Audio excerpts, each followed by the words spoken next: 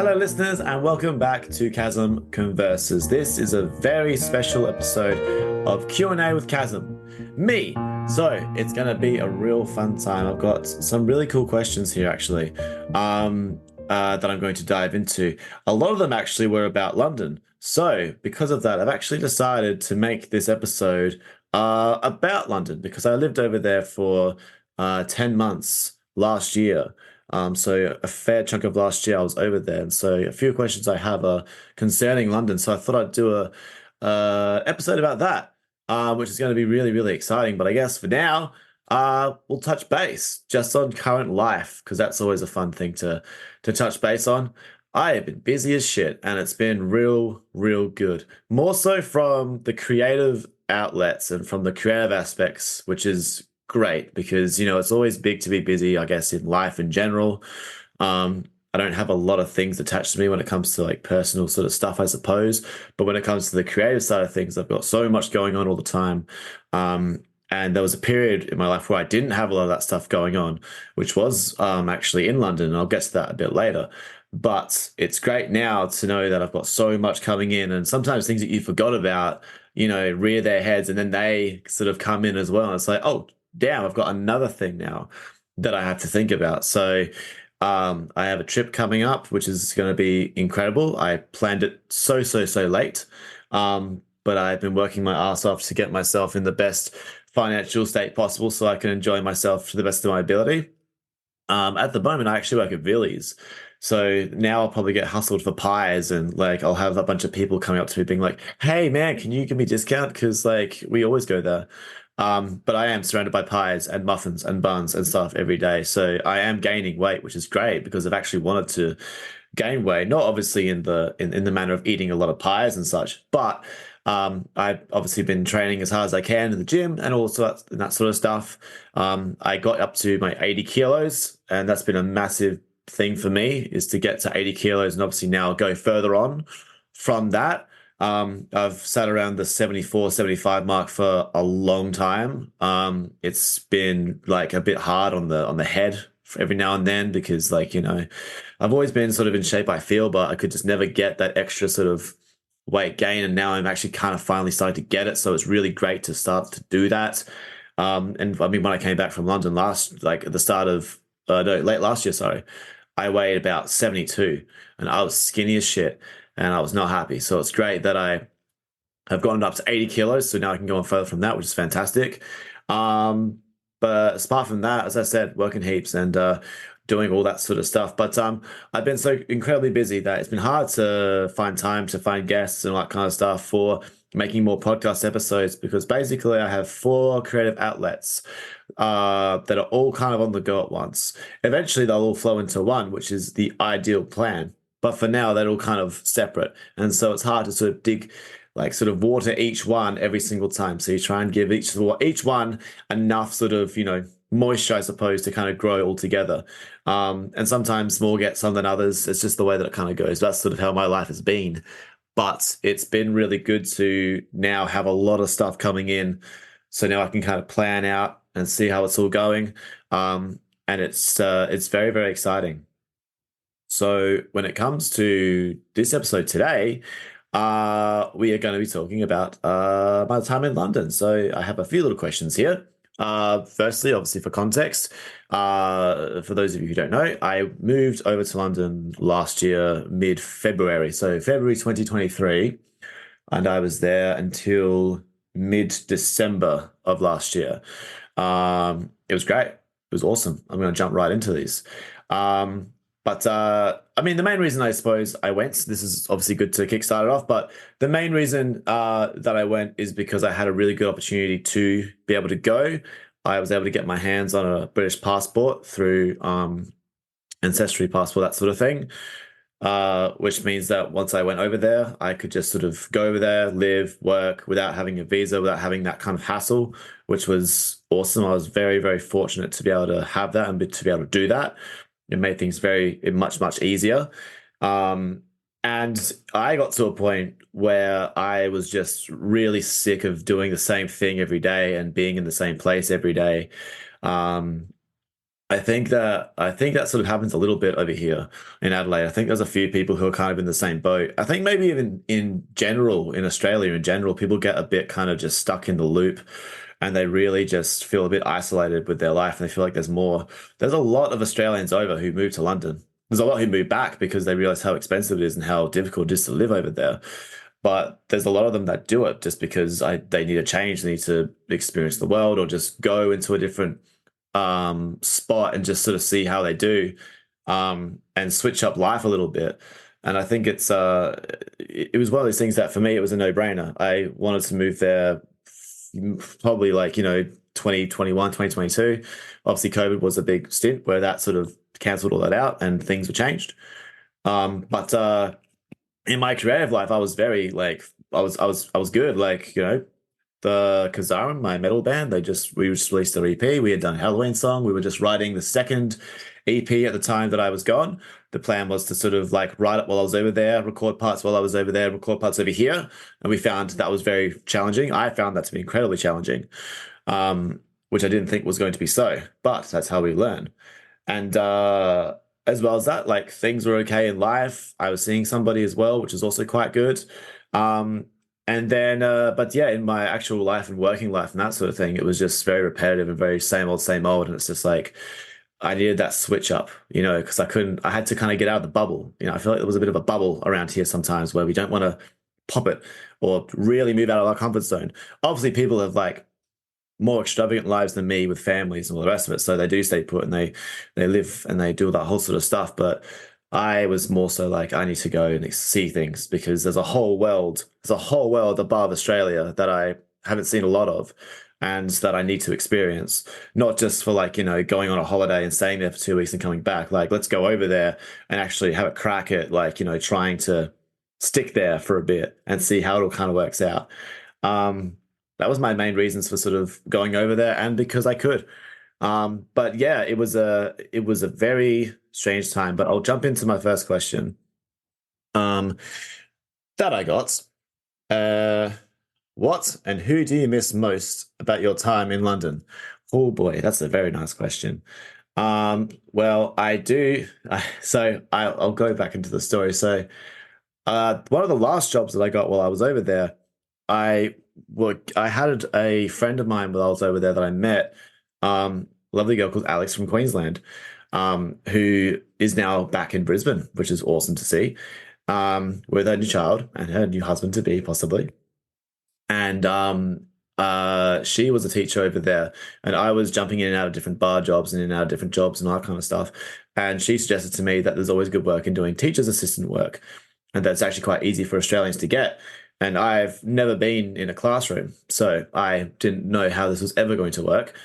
But after a while, I was like, yeah, let's just give it a shot and have a look.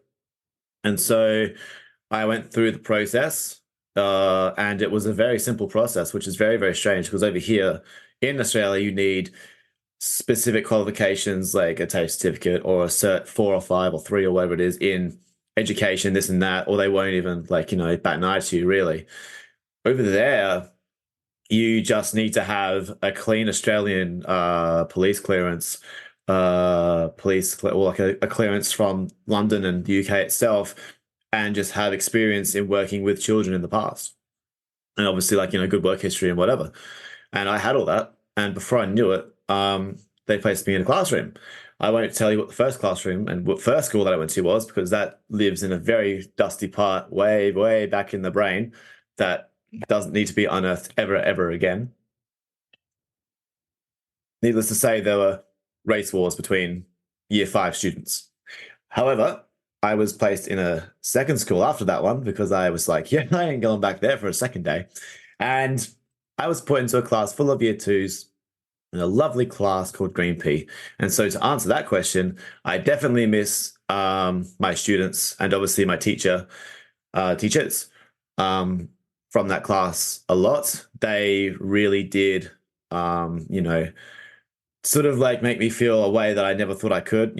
Obviously being thrown into a classroom with 31 adoring 7-year-olds is something that I personally didn't think that I would do ever or have the experience of being able to be a part of. But then being able to teach them and be around them and see them enjoy their lives as kids was incredible. Be a part of that was great. It really it really gives you a good level of fulfillment, and just like, it's a connection that doesn't ever really go away. So I definitely miss those kids for sure. I also miss like my bar friends. My bar friends were cool.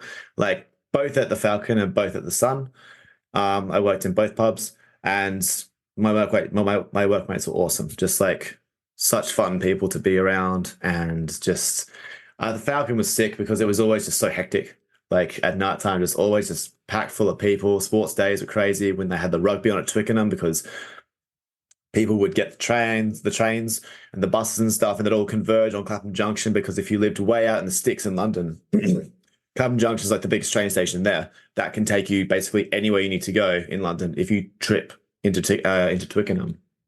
And that was awesome because it's one of those things where it's just high pace. It's absolutely fucked. Like just people everywhere, drinks flying everywhere, food orders going wrong and whatever. But you grow quite close in that familiarity because you've each got each other's backs. And you get on with it and you face the hard times. But in both those jobs, I met awesome, awesome people, and I do miss those guys as well. I won't name all of them because there's a lot of them, but needless to say, I will definitely be seeing them again very, very soon. My voice is crackling. It's been a big day. It's been a very big day, moving pies and shouting at people over fans and being in freezing cold eskies. Oh, I guess like what as well? Like what do I miss? What do I miss?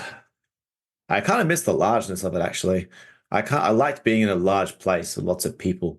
It's probably the weirdest thing in the world is when I came back to Adelaide and I went into the city on a Sunday morning to do recording for some songs, and there was just no one in the city. Like there was just bugger all people, and it was the weirdest thing because like you go to Hammersmith bus station on a Sunday morning, it's packed, and that's just like Hammersmith. It's not even like the centre of London. That's just a bus station close to that, and it's just full of people, and just suburbs, different places are just full of people because there's just people everywhere in that place. And then you go back to your home city and just realize how small it is, and like how like there's just not enough people here at all. It's crazy. And that was a massive thing. I really enjoyed the largeness of being in a really big city and kind of just being around all that kind of stuff. I do miss the transport. Like I did like taking buses and that sort of stuff.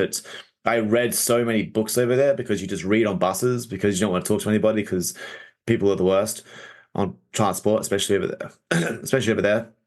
No one's phones work over there. Everyone's on speakerphone over there because apparently their phones just don't work for them to put it to their ears. So you hear everyone's conversations, and then you hear everyone's European conversations and conversations in different languages, full volume with the phone like volume also going so you can hear them too. And it's just like, yeah, this is the worst. So you find some noise canceling headphones, and you get out a book and you're like, yeah, I'm just gonna read, and then hopefully I don't drift too far into the book, otherwise I'll miss my bus stop. But that was quite fun. I liked how it all sort of flowed and moved together. You could just get everywhere, anywhere you needed to go. Hence why you didn't really need to drive anywhere. Um, though in saying that, coming back here, I love my fucking car. Well, it's not my car, but I love driving a car. Like I missed being able to sing and scream in the car, and being able to just like have the window down, just have that freedom to drive wherever you wanted to drive. I really did miss that. But no, that's basically what I missed a lot about that sort of place. It was awesome to be there. And yeah, my other question is, what was your favorite experience in London? Wow, I had many, many, many, many experiences over there.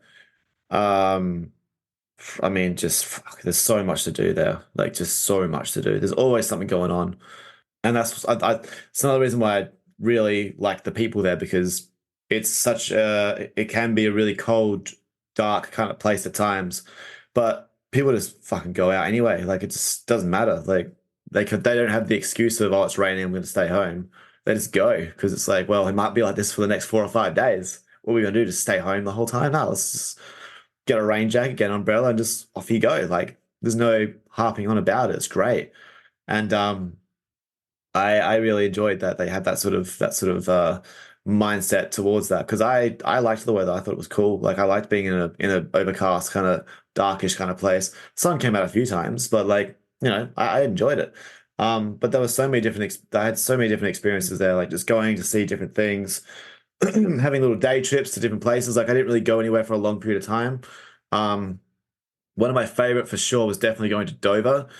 I got the chance to do some extras work over there for a um documentary series for one of the streaming services that'll be out at some point.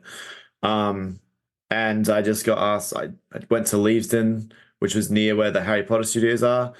Did like a costume thing. Got paid to have my hair cut. Fucking best thing in the world. And then they're like, yeah, we'll see you in Dover next day. So I just found a hostel to just stay in for 2 or 3 days. And we were filming up in the Citadel, which is up this massive hill, which I didn't know had a massive hill. So, because obviously when you're planning to stay somewhere, like, oh, I'll stay relatively close. I was like, oh, it's like a 30-minute walk, that'll be fine. And then I realized there's this massive hill that you have to walk up every single day to like go to shoot. I mean, for me, I was like, I wasn't too fast, I was loving it. But I was like, oh wow, that's fair enough. I guess we're doing this now. But that was sick because Dover Citadel, it's basically like an old prison. And so we were basically prisoners for back in the day. And it was so cool because like you just got to be in the courtyard and all that kind of stuff. And I was lucky enough to be able to hang around like the main cast and the main actors that were getting shot. So I was able to be around a lot of them, which was awesome. And then on the last day, we actually got to go into the prison and just like experience being in there. And it was just so cool. Like, just, oh man, I've never had a better working day in my life. It was amazing. The fact that you get to do that over there, the opportunities for that are over there is awesome. It's one of the reasons why I moved. And I'm so happy that one finally lined up. It was the 1 week where we had midterm break for school, and it was the 1 week where we had off. And that was the week that I filled up by going to Dover and shooting this thing. It was great. Just lined up perfectly. And Dover's like quite a nice place. It's not that massive, it's not too big, but it's got its tourist attractions, like its sites. You've got the White Cliffs of Dover there, and then you've got Dover Castle, which is not too far away. They're basically in the same proximity, not too far away from each other.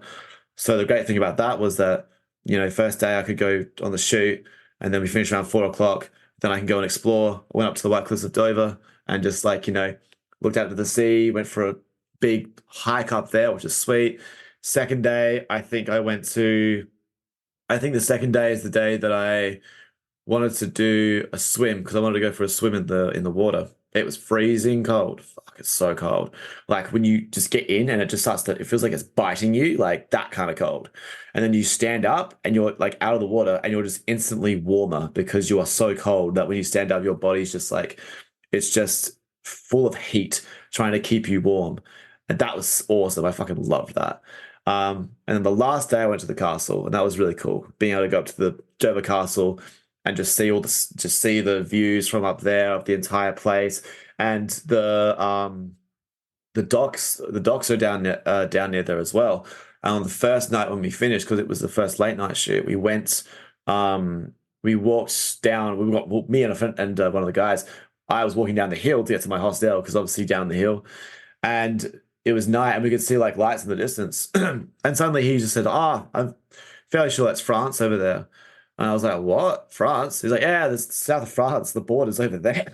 I'm like, no fucking way. It's insane. So close. It's like, yeah, so literally we could see the France border in the night, like just in the distance. And it just doesn't even seem that far away. It looked like you could probably fucking swim there if you wanted to. But that was awesome. I loved that. Such a cool thing to see, especially when you're not expecting it, when that cool stuff happens that you're just not expecting. The hostel that I stayed in was very, very dingy, but I loved it. It was great. Like there was a freaking almost like a hole, like a sinkhole in the roof next to where my sort of bunk is that I chose. And it was just like drooping down. I think it was like sort of wet a little bit because it rained a few times there. But it was fun. And it was right in front of one of the cliffs of Dover, and it was, as the chap who put me up for the night told me, it was one of the main cliffs where the spies would rummage through up there, and it was one of the places where Ian Fleming got his first ideas for doing James Bond as a secret agent, because that's where they would go up there through the secret tunnels during, I think it was the First World War. I think it was the First World War. I think it was the First World War or second, one of the two wars. That was sick. And then obviously when you go up to the castle, you can go into those bases and go into like the tunnel, like not into the actual channels, but like around near that area and see where they will go down and all that sort of stuff. And yeah, just absolutely brilliant. Absolutely loved Dover. Um, but then like, I went back to Scotland to see Spirit Box, and last time I was in Scotland, I was there for 2 days and I saw a little bit, but this time I just walked around the entire day. Like I just walked everywhere. Um, Very, very sore feet, but like it's just, I don't know, I walk all the time. My friends will know that. I'll like park my car far away, and for me that's not far away, but for them it's far away. So they walk with me to the car, like, man, you parked so far away. I'm like, nah, man, it's not that far. It's like fucking 10 minutes. Uh, but regardless of that, I really loved the fuck was that? Scotland. That's right. I just like walked around, went to the museum, saw Billy Connolly's fine arts paintings. I'm a massive fan of his. Saw his murals. It was great because I wanted to find them without using the map. The first time I went there with a Kentucky trip, and my Canadian friend Christine and me.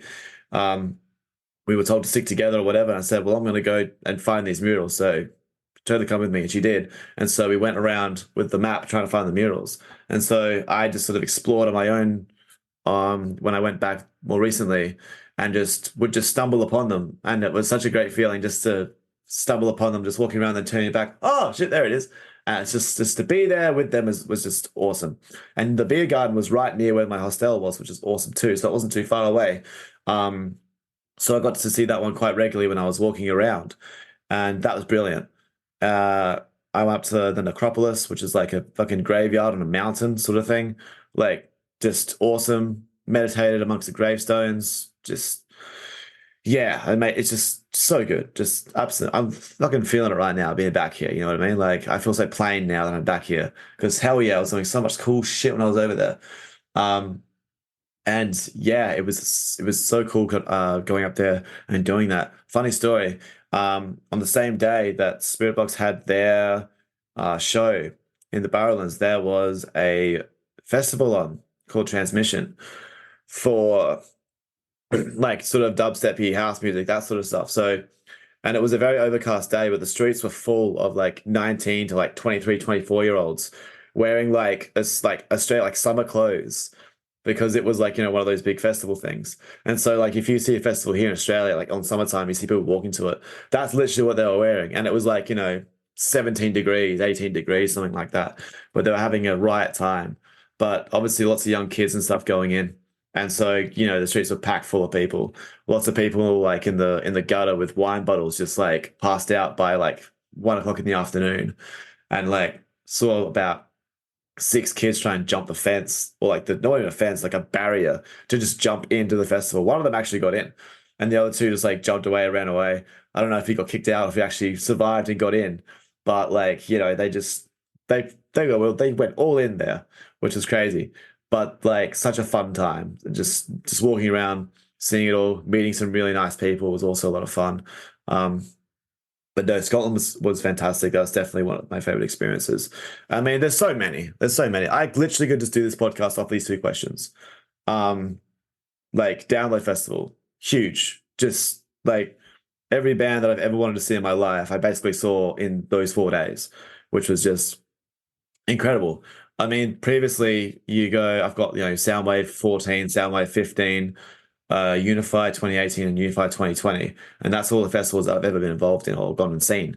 Um, so when it came to Download Festival, like 4 days of camping, that's where I knew I hit my limit. Like, I'm not massive on camping. 4 days is definitely the limit when it comes to camping, because I was struggling a little bit by like the third day, because it was it was very hot there.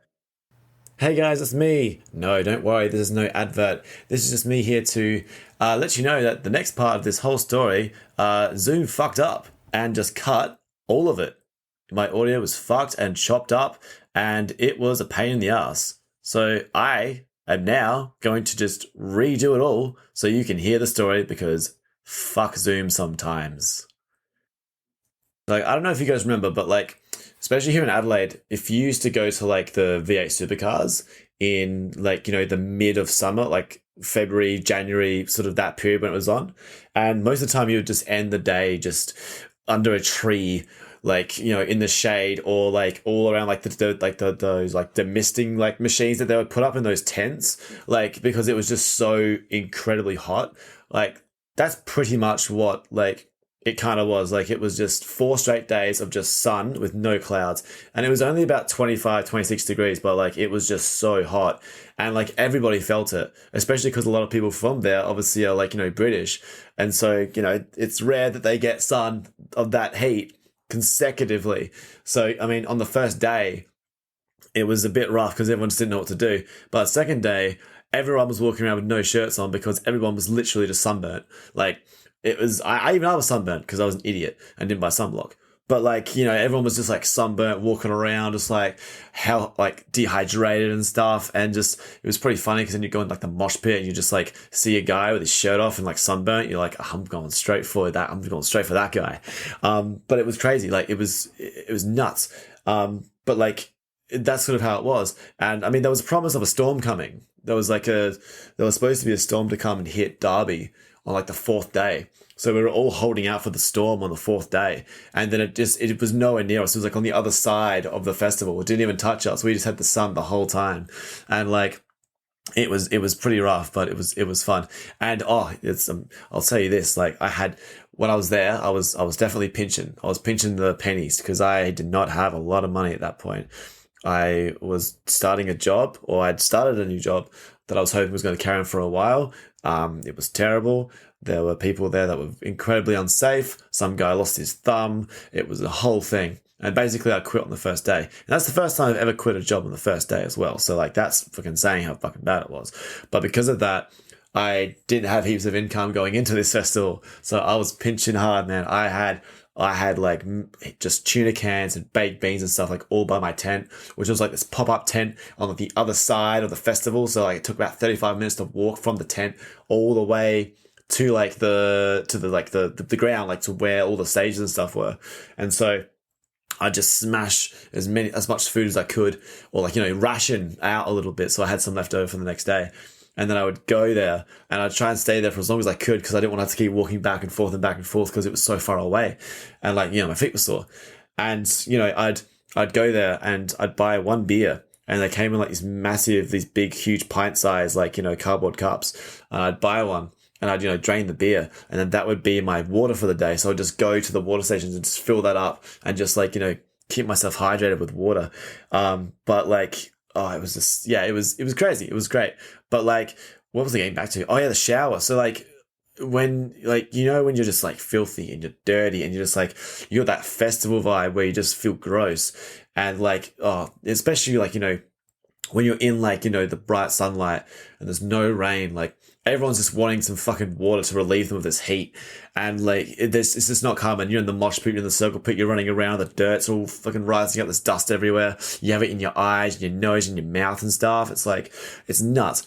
But then when you have that, like, you have that shower at the end of either the end of the festival at some point, it's just the best thing ever. And there was showers there, but they were always so packed. And I never got there at a good time. But they were just full of like, obviously, people and stuff. But one time I went past in the mid-afternoon because I was going back to my tent to do something. I can't remember what it was at the moment, but something. And there was just no line for the shower. And I thought maybe they were broken or maybe they closed down or something. And I just realized that there was no one there. So I just was full send, just ran straight into the showers, shirt off, just fucking whatever, and just fully immersed in the shower. And my God, it's like, there's no better feeling in the world, honestly, than having a shower when you just feel so gross and just ugh. And then just like getting outside, the sun hits you back and you're just completely soaking wet and you're just like, fuck it, I'm walking straight and I'm drying off in the sun. Just like, man, such a great feeling. Like, it's no better feeling after a festival, even during a festival. If you're lucky enough to get a shower during a festival, take it, because damn, it is difficult otherwise. But that was an amazing experience, especially because it was able to, like, I saw my limit of being able to camp for sure. That was a big thing. But then as well as that, it was just so great to see so many bands that I've always wanted to see. Like Evanescence was fucking amazing to see. Seeing Metallica twice, Alter Bridge, like I haven't seen them for years. They're one of my favorite bands. Like Architects again, fuck, Lorna Shore, 3 Days Grace, just Red Hook, like just awesome. Seeing Australian bands there was great. Polaris, like seeing those guys on like the main stage and seeing just everyone just get down to their music. It's like there's probably like, maybe a handful of Australians there, maybe quite a few, maybe who knows. But the majority aren't Australians who are there, but they're just there now. Like people know their stuff and they love it. And it's so cool, especially when it's like, man, I saw those guys play at Fowler's before they released their first album to like, 50 people. And like that was when Fowler's had like the stage in the corner. And I nearly got kicked in the head because I hadn't been to a show before and my friend saved me. But like, yeah, it was just amazing to experience that. Um, but like as a whole, it was a lot of fun. And there was a lot of good times, there was a lot of bad times, because obviously, like, it really I sort of cut in the way that I explain it is that I took everything that I had here and I took it all away. So I took away all my family, I took away all my friends, I took away all my music, I took away like just everything that sort of was me.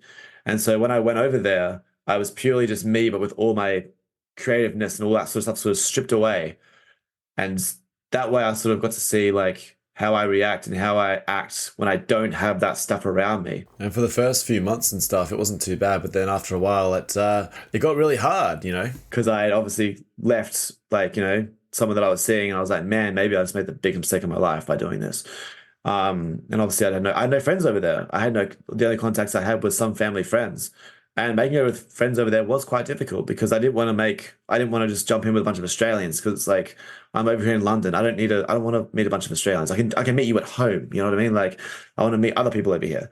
But it was hard. It was very, very difficult. And it shows why some people really do stay in their comfort zone. They stay to where they are because they don't want to go out and try and change things or try and move the blocks around too much, because of all the difficulty that comes with it and the hardship that comes with it. Um, but I feel like you need that real good first experience to then go back and really enjoy it the second time. Like for obviously leaving Adelaide, going overseas, I found all the things that I missed a lot.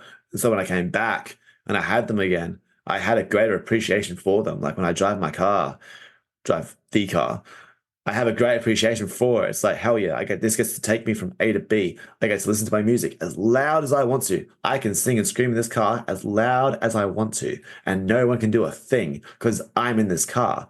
That is the freedom that you get, and it's fucking sick. All my friends pretty much live within a 10, 20, 30-minute radius. I can take one form of transport to get there, the car. I don't have to take 3 buses. I don't have to take a tube, a bus, and a train. I can just go there, and it's easy, and it's any time as well. Like that's another thing that you just become more appreciative of. Like, sometimes in London, like you meet someone, it's like, hell yeah, and you get on really well. And then you realize they live on the other side of the fucking city. And it's like, shit, it's gonna take me an hour and 25 minutes to get to you from where I am. That's hard.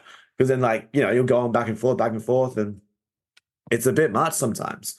But like it definitely threw in a lot of appreciation. And like obviously when it comes to traveling and that sort of stuff, like I'm not very well versed in it. Like I haven't been everywhere. I haven't touched Europe yet, like, or anything like that. But even just being able to go over there and really get out of your comfort zone was really like revealing, I think is the best way to put it. Um, and yeah, I definitely think that more people should do it. Like just do it. Take away, some things from your life and just see how you function without them, because that's where you really start to see, I guess, who you are and sort of how you deal with things. Because, first month or so that I was there, like the honeymoon phase, I was like, fuck yeah, I'm in London. Just going into pubs and drinking like actual size pints. Damn it, Adelaide, actual size fucking beers, big things, doing that and just being able to go and like day tripping and stuff. Like it was awesome. And then when it wore off, it was like, all right, I got to figure out how to live here. And like, I didn't crack it. At the end of the day, I didn't crack it. You know, I lost all my money, like, because I didn't know what I was doing. A lot of the time, I was very fortunate to have family members around me that helped me and were able to, you know, let me stay in their constituency for as long as I could, which was great. Obviously, then, my dad had cancer as well, and it got to the middle of the year, and as it got closer to December, I was sort of on the fence of where I should go home because things actually did start to pick up a little bit before I did come back. But it was the right decision because obviously I wanted to see my dad and I wanted to help him through, the tough time that he was going through and that the whole family was going through because I wasn't there for a lot of it. I was having voice chats with my mum and my dad. But my brother and my sister had to sort of help out a lot in that sort of thing. And that was awesome of them. But then after a while, it was like, I should go home and support him through this, even if he pulls through, because you never know when that sort of stuff comes up. And we had never had anything like that in the family happen to any of us before. So it was very sort of like shocking to say the least. But then it was very good to go back and be with him for Christmas time. I really enjoyed doing that. Finland was great too, actually. Finland was fucking sick. I loved Finland.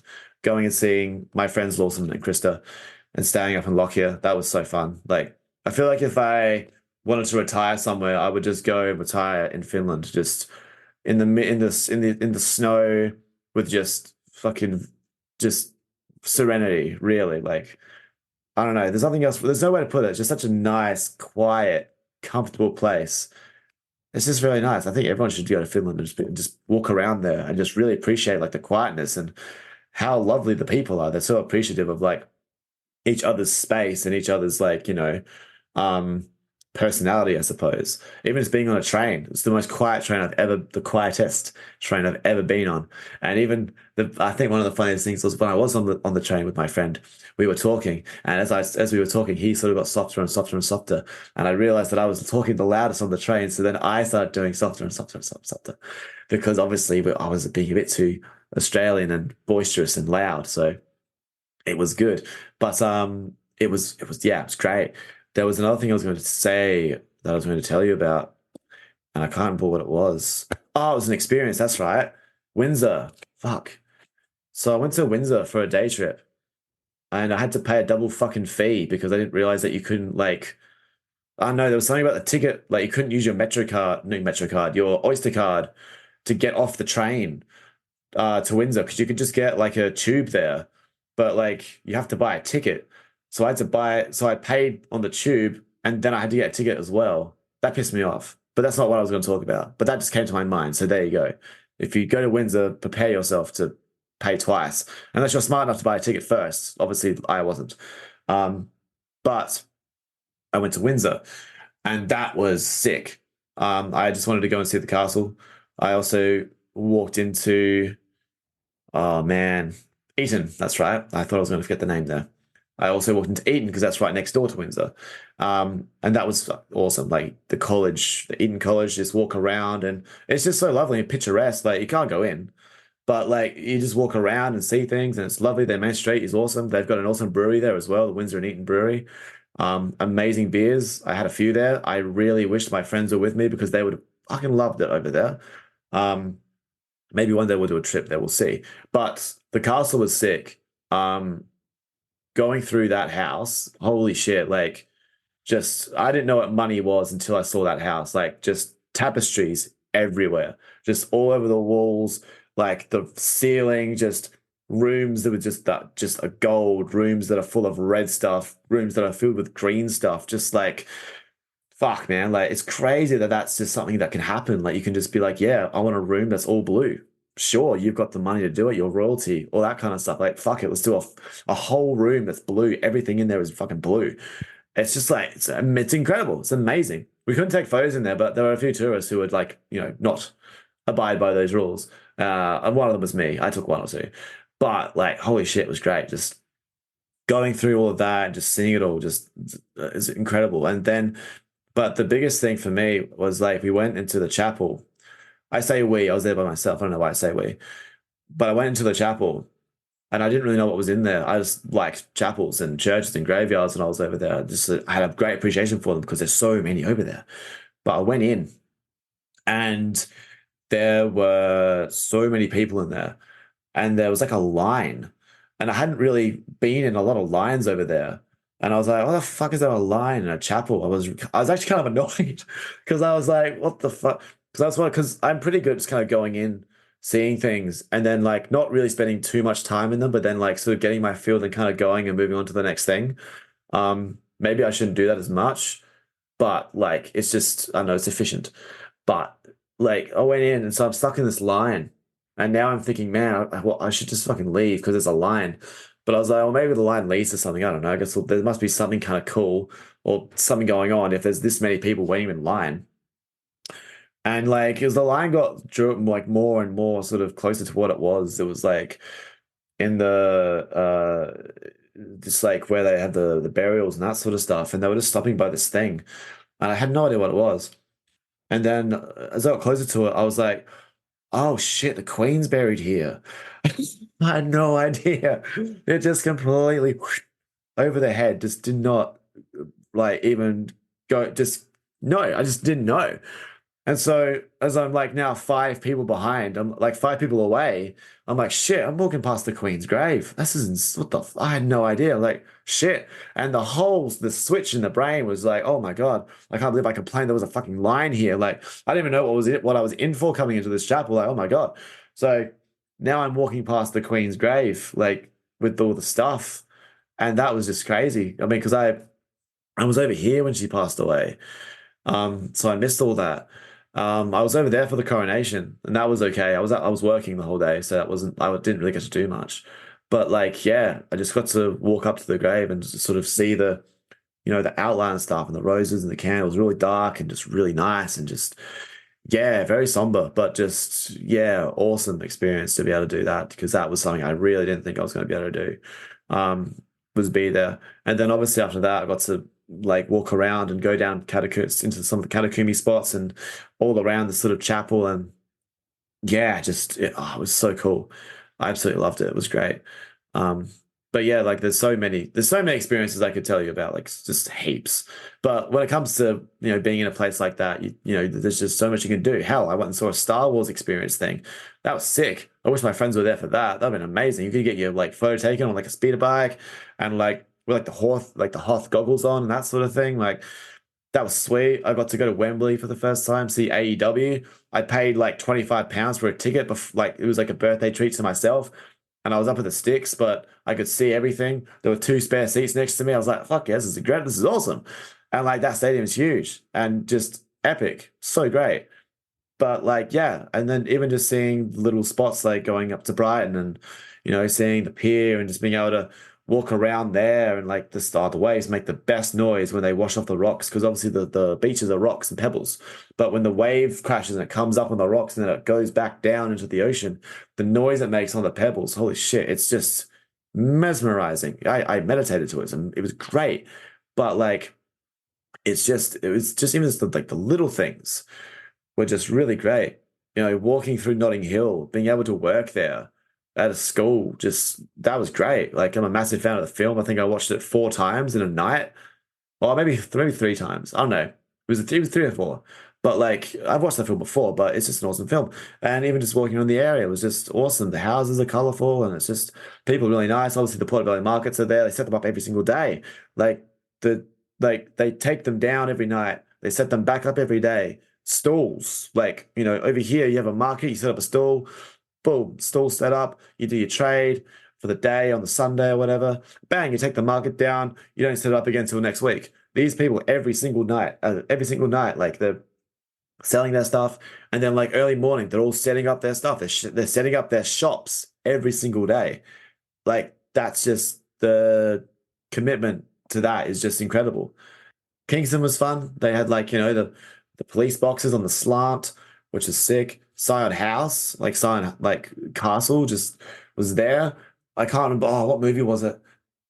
I think it was a Miss Marple actually that I was watching the other night with my mother. And Scion Castle came on the screen. I was like, wait, what the fuck? And I was paused. I'm like, I've been there. I've been at that castle. No way. I had no idea that was that's sick. And you just like, it's part of it. It's just it's awesome. I'm gonna go through my phone now. This will require some extensive editing. So much, like just bank was sick. Like in bank, it's just full of banks, literally just full of massive pillar, just buildings that are banks. There's like a museum of money there. You can go in and learn about money. That was kind of cool.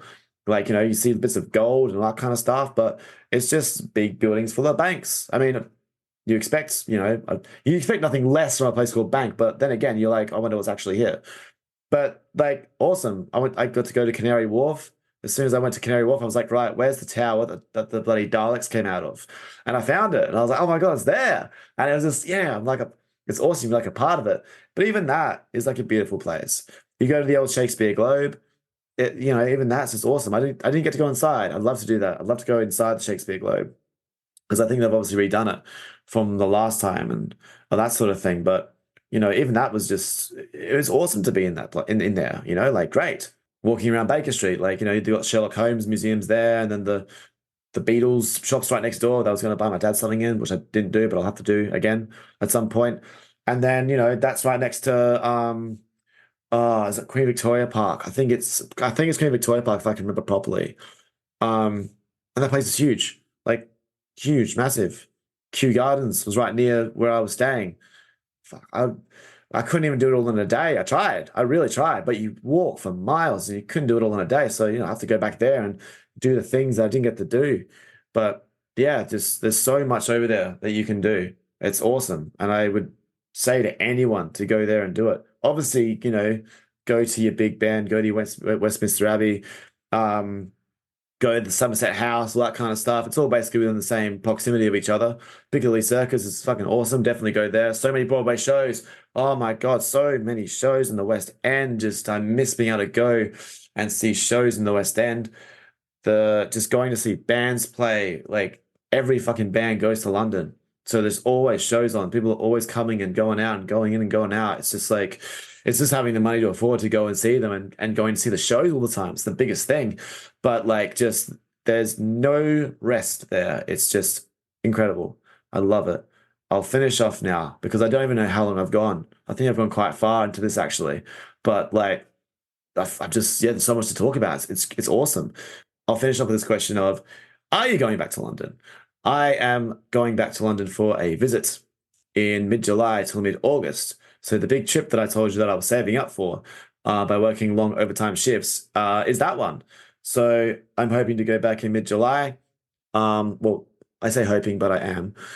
To mid-August, which is going to be awesome. It'll be obviously summertime over there, but there's a lot of things that I've got planned to do over there. I've made the list of things that I didn't get to do last time that I want to try and do again. There's obviously a lot of people that I have to go and see and catch up with. I will be surprising my year 2 class over there as well. We'll be able to be with them in class for the last 2 days of term before they finish year 2. Then obviously at the start of their new semester, they'll be in year 3. So I'll be able to see them before they make their big jump into year 3, which is going to be incredibly exciting. And I've also got a trip to Ireland, which is going to be quite exciting as well, where I will try my best to just have a holiday and not like do any like creative stuff. So obviously there might not be a podcast at that time unless I've predated it and it comes out. Maybe we'll see when I get there. But I would love to try and see if I can just have like a holiday somewhere for a certain amount of time and not have to worry about doing music stuff or podcasting stuff or anything else. Like just zone out and kind of just be in holiday mode. So we'll see how that goes. It might last a day. It might not even last at all. I might just be like, nah, I can't do it. I got to send Travis this thing. I've got to send this to Jack. I've got to message so-and-so about this. Like, who knows if that'll happen or not. But we'll see. Either way, it's going to be a really fucking exciting couple of months. You know what? Not even that. It's going to be an exciting rest of the year. It's awesome that so much is just fucking starting to happen and come together. It really just, it feels good to have work and hard work that you put into something start to rear its head and start to move on to the next stage. And I feel like it's moving to the next stage and it's really, really awesome. So I thank you for your questions. I'm sorry if I didn't get to all of them. The London chat spanned for a while. It's going to be interesting to see how long this episode actually goes for. I think the longest episode so far is with me and Rory. I think that's about 15 minutes long. So we'll see how long this one goes for. But either way, thank you so much for listening to me with this Q&A London edition. and I'll have more podcast guests for you in the coming weeks. Take care. Thanks so much for listening to this episode, guys. It basically just turned into a massive rant about London, but that's okay. I hope you enjoyed it. Either way, chuck us a follow on the socials. Keep up to date with all the podcasting stuff. There'll be more guests in the coming weeks. And also, obviously, check out the YouTube and that sort of stuff. There's some snippets and that kind of stuff that you can listen to and watch from previous guests and that sort of thing as well. And chuck the podcast a review when you get the chance. And I'll have more coming to you very, very soon.